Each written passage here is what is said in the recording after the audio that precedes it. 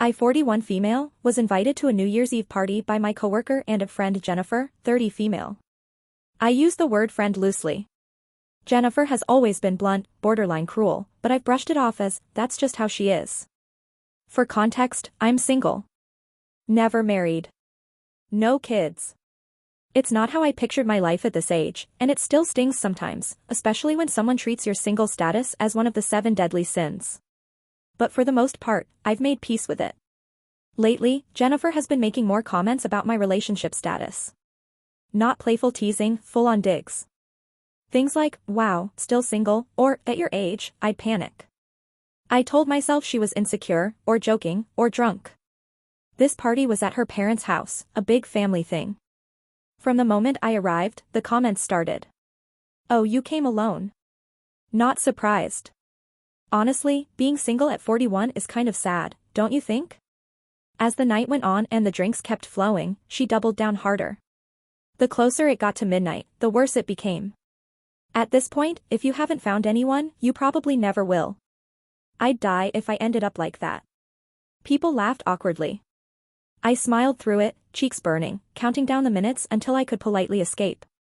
At one point, Jennifer's father, divorced, 59 male, pulled me aside. I hadn't met him before, but in full honesty, he's a silver fox. Think salt and pepper hair, well-dressed, calm presence. He apologized quietly and said, I'm really sorry about my daughter. She gets mean when she drinks.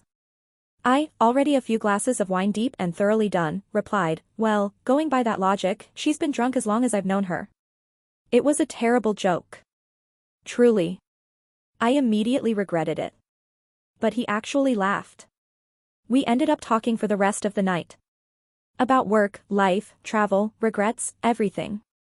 He was kind, funny, and actually listened. For the first time all evening, I felt seen. We just clicked. 10 minutes before midnight, Jennifer marched over to me, clearly annoyed. You can leave before midnight, she said flatly. I don't want any tears or drama ruining the vibe just because you have no one to kiss. Something in me snapped. I nodded, smiled, and said nothing. The countdown started. 10. 9. 8. As soon as the room erupted into cheers at midnight, I walked straight up to Jennifer's father, cupped his face, and kissed him. Not a peck. A full, committed, tongue-involved, New Year's Eve kiss. The room went silent. Jennifer looked like her soul left her body. Her dad laughed into the kiss, kissed me back, and whispered, Happy New Year. Jennifer lost it. She started screaming about disrespect, boundaries, embarrassment, and how I'd ruined everything. I calmly grabbed my coat, wished everyone a wonderful year, and left. The next day, my phone was full of messages. Half saying I was iconic. Half saying I crossed a line. Update. I honestly didn't think I'd have anything to update, but here we are. The morning after New Year's, Jennifer cornered me at work. Not a text. Not a call. She waited until I was pouring coffee and then went off. She accused me of humiliating her, disrespecting her family, and desperately throwing myself at the first man who showed me attention. She said I crossed a line, that her father was off limits, and that everyone at the party was talking about how embarrassing I was. For once. I didn't apologize.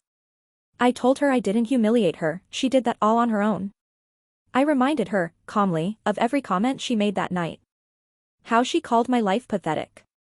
How she said I'd never find anyone. How she told me to leave before midnight so I wouldn't cry and ruin the vibe. She tried to interrupt me, but I didn't let her. I told her that being single at 41 doesn't make me broken, desperate, or worthy of public humiliation. I told her the only reason she felt embarrassed was because her cruelty finally had consequences, and that it wasn't my job to protect her from that. Then I said the words I've swallowed for years. If you ever speak to me like that again, we are done. As coworkers, as friends, as anything. She went very quiet. No yelling. No comeback. Just a tight smile and a wow before walking away. That should have been the end of it. But it wasn't. A couple of days later, I couldn't stop thinking about her dad. Not in that way, okay, maybe a little, but because I genuinely felt bad for dragging him into the mess. He didn't ask to be part of his daughter's meltdown, and despite everything, he'd been nothing but kind to me. So I drove back to his house to apologize. He answered the door, smiled like he was genuinely happy to see me, and invited me in. I told him straight out that I was sorry for involving him in the drama and that my kiss, while bold, wasn't fair to him. He listened quietly, then laughed softly and said, "You didn't involve me." I walked right into it. I must have looked confused, because he added, "Truth is, I wanted to kiss you halfway through our conversation that night." Midnight just gave me an excuse. I was stunned. Fully, completely stunned. He told me that watching his daughter tear someone down like that embarrassed him. That he admired how I handled myself, and that talking to me was the highlight of his night. The kiss didn't feel awkward or forced to him, it felt mutual. Soon after that conversation, we started dating. Quietly at first.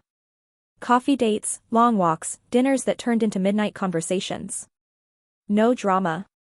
No games. Just two adults who genuinely enjoyed each other's company. It's been a year now.